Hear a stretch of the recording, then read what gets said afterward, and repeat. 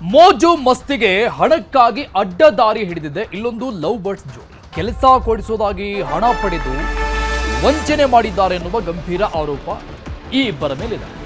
ಕಾರಣ ಮೋಜು ಮಸ್ತಿಗಾಗಿ ಅಡ್ಡದಾರಿಯಿಂದ ಹಣ ಸಂಪಾದನೆ ಮಾಡೋಕೆ ಕೆಲಸ ಕೊಡಿಸ್ತೀವಿ ಅಂತ ಹಣ ಪಡೆದು ವಂಚನೆ ಮಾಡಿದ. ಚಿಕ್ಕಬಳ್ಳಾಪುರದಲ್ಲಿ ಪ್ರೇಮಿಗಳಿಂದ ನಡೀತಾ ಹಾಗಾದ್ರೆ ಈ ಮಹಾ ಮೋಸ.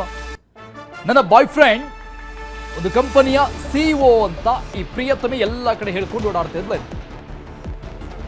ಕಂಪನಿಯಲ್ಲಿ ಕೆಲಸ ಕೊಡಿಸೋದಾಗಿ 5 ಲಕ್ಷ ರೂಪಾಯಿ ಪಡೆದು ವಂಚನೆ ಮಾಡಿದ್ದಾರೆ ಎನ್ನುವ ಗಂಭೀರ ಆರೋಪ ಇದೆ. ಈಗ ವಂಚನೆಗೆ ಒಳಗಾದಂತವರು ಆರೋಪ ಮಾಡ್ತಾ ಇರೋದು ಚಿಕ್ಕಬಳ್ಳಾಪುರದ ಅನುಷಾ, ಶಿಡ್ಲಘಟ್ಟದ ಅರುಣ್ ಮೇಲೆ ಈ ಗಂಭೀರ ಆರೋಪ ಇದೆ. ತನ್ನ ಸ್ನೇಹಿತರ ಬಳಿ ಲಕ್ಷ ಹಣ ಪಿಕ್ಕಿದ್ದಂತಹ ಕಿಲಾಡಿ ಜೋಡಿ ಕೆಲಸ ಕೊಡಿಸ್ತೀವಿ ಅಂತ ಚಿಕ್ಕಬಳ್ಳಾಪುರ ಗ್ರಾಮಾಂತರ ಠಾಣೆಯಲ್ಲಿ ಈ ಸಂಬಂಧಪಟ್ಟಂಗೆ ಪ್ರಕರಣ ದಾಖಲಾಗಿದೆ. ದೂರು ನೀಡ್ತಾ ಇದ್ದಂತೆ ಅನುಷಾ ಜೊತೆಗೆ ಮದುವೆಗೆ ಅರುಣ್ ಕೂಡ ನಿರಾಕರಣೆ ತೋರುತ್ತಾ ಇದ್ದಾರಂತೆ. ಮತ್ತೊಂದು ಕಡೆ ಪ್ರತಿಭಾ ಹಾಗೂ ಹರ್ಷಿತಾ ಅನ್ನೋರಿಂದ ದೂರನ್ನು ಕೊಟ್ಟಿದ್ದಾರೆ. ದೂರು ದಾಖಲಾಗ್ತಾ ಇದ್ದಂಗೆ ಪ್ರಿಯತಮೆ ಜೊತೆಗೆ ನನಗೆ ಮದುವೆ ಬೇಡ ಅಂತ ಆತ ಅರುಣ್ ಹೇಳ್ತಾ ಇದ್ದಾನೆ. ಈ ದೂರಿನ ಬಳಿಕ 1 ವಾರ ಗಡುವನ್ನು ತೆಗೆದುಕೊಂಡಿದ್ದಾರೆ ಅನುಷಾ.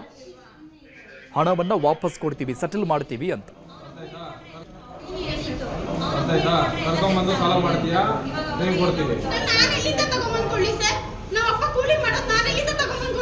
ನಿನ್ನ ಅಕೌಂಟ್ ಹಾಕ್ಸ್ಕೊಂಡು ಖರ್ಚು ಮಾಡ್ಕೊಂಡಾಗ ನಾನು ಖರ್ಚು ಮಾಡಿಲ್ಲ. ನಾನು 1 ರೂಪಾಯಿ ಅಮೌಂಟ್ ಖರ್ಚು ಮಾಡಿಲ್ಲ. ಯಾರು ಕಳಿಸಿದ್ಯಾ? ನಾವು ಸಾಲ ಮಾಡಿದ್ವಿ ಸರ್. ನಾನು ಕಷ್ಟಪಟ್ಟು ದುಡಿಯೋಕೆ ನಾನು ಕೊಡಲ್ಲ. ಬೇಕಾದ್ರೆ ಕೇಸ್ ಆಗ್ಲಿ ಬಿಡಿ, ನಾನು ಇವತ್ತು ದುಡ್ಡು ಸೆಟಲ್ಮೆಂಟ್ ಮಾಡಿ ಇಲ್ಲ ಕಾರ್ ತಗೊಂಡು ನಿಮ್ಮ ಪೊಲೀಸ್ ಸ್ಟೇಷನ್ ಒಳಗೆ ಇಟ್ಕೊಳ್ಳಿ ಸರ್. ದುಡ್ಡು ಕೊಡಲ್ಲ, ನಾವು ಕಾರ್ ಕೊಡಲ್ಲ. ಇಲ್ಲ ಡೌನ್ ಪೇಮೆಂಟ್ ಮಾಡಿದ್ದಾರೆ 2 ಲಕ್ಷ. ಯಾಕೆ ಕೊಡ್ಬೇಕು? ಯಾಕೆ ಕೊಡ್ಬೇಕಂದ್ರೆ ನಾನು ದುಡ್ಡು ತಗೊಂಡು ಡೀಟೇಲ್ಸ್ ಕೊಡ್ತಾರೆ ನಮ್ಮ ಪ್ರತಿನಿಧಿ ದತ್ತಾತ್ರೇಯ ಸಂಪರ್ಕದಲ್ಲಿದ್ದಾರೆ. ದತ್ತಾತ್ರೇಯ, ಹಣ ಅಂದ್ರೆ ಹೆಣ ಕೂಡ ಬಾಯ್ ಬಿಡೋ ಕಾಲ ಇದು.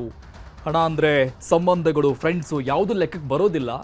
ಆಮೇಲೆ ಈ ಅನುಷಾ ಅನ್ನುವಂತಹ ಮಹಿಳೆ ಏನಿದ್ದಾಳೆ, ಯುವತಿಯೇನಿದ್ದಾಳೆ, ಸುಳ್ಳು ಹೇಳಿ ಪೀಕಿರುವಂಥದ್ದು. ಆತನಿಗೆ ಯಾವುದು ವಿಚಾರ ಗೊತ್ತಿರಲಿಲ್ವಾ? ಆತ ಯಾವ ಕಾರಣಕ್ಕಾಗೀಗ ಆಕೆ ಜೊತೆಗೆ ಮದುವೆ ಬೇಡ, ಸಂಬಂಧ ಬೇಡ ಅಂತ ನಿಂತ್ಕೊಂಡಿದ್ದಾನೆ? ಏನಾಗಿದೆ?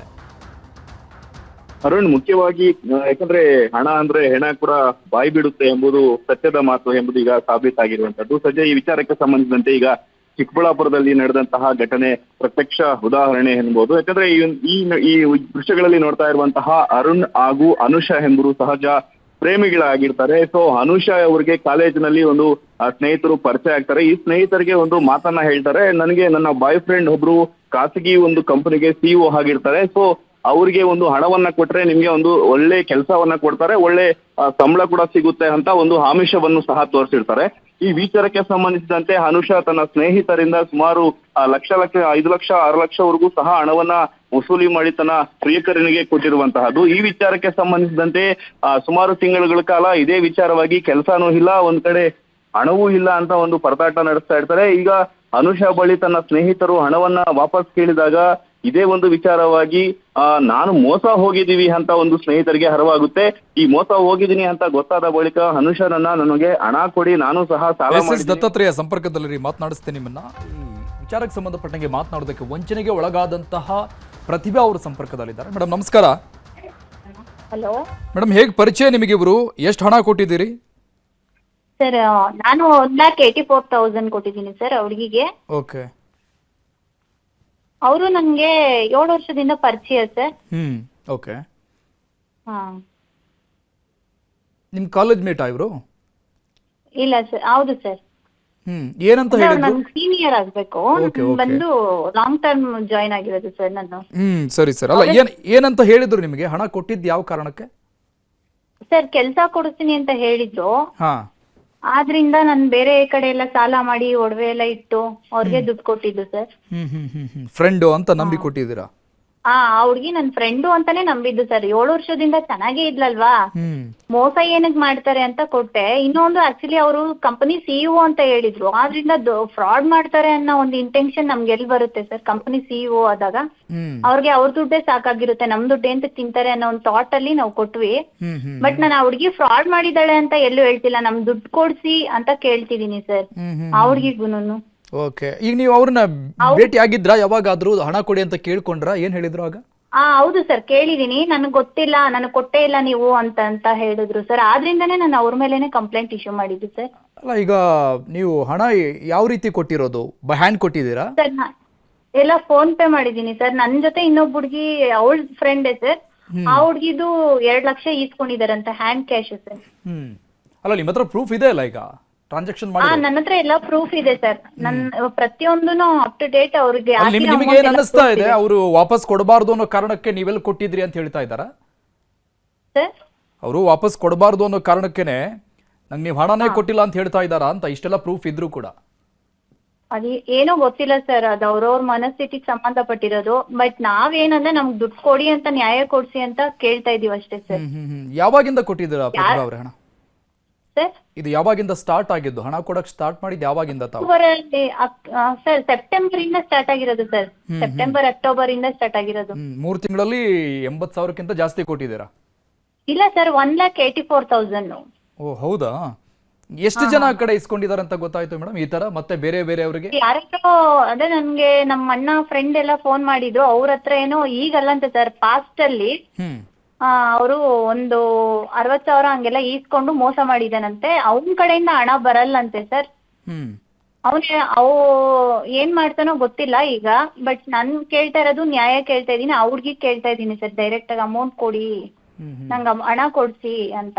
ಆಕ್ಚುಲಿ ಆ ಹುಡ್ಗಿ ಕಾರ್ ತಗೊಂಡಿದ್ದಾರೆ. ಅದು ಆ ಕಾರನ್ನು ಅವ್ರ ಹತ್ರನೇ ಇಟ್ಟಿದ್ಲು.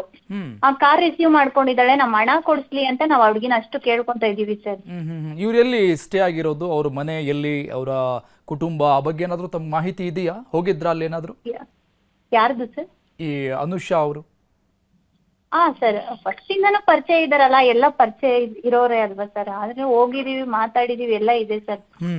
ಅಂದ್ರೆ ಹೀಗೆ ದುಡ್ಡು ವಿಷಯ ಅಂತ ಬಂದಾಗ 1 ತಿಂಗಳಿಂದ ನಾನು ಮಾತಾಡ್ತಾ ಇಲ್ಲ ಅಷ್ಟೇ ಸರ್. ನನ್ಗೆ ಕೊಟ್ಟಿಲ್ಲ ನೀವು ಅಂತ ಹೇಳಿದ್ರಲ್ವಾ ಅವರು, ಆದ್ರಿಂದ ನಾನು ಮಾತಾಡೋದ್ ಬಿಟ್ಟಿದೀನಿ ಅಷ್ಟೇ ಸರ್ 1 ತಿಂಗಳಿಂದ. ಅದಕ್ಕೂ ಮುಂಚೆ ಚೆನ್ನಾಗೇ ಮಾತಾಡ್ತಿದ್ವಿ ಸರ್. ಓಕೆ, ಈಗ ಅವರು 1 ವಾರ ಟೈಮ್ ತೆಗೆದುಕೊಂಡ್ರಂತಲ್ಲ, ಓಕೆನಾ ನಿಮ್ಗೆ ಕೊಡೋಕೆ?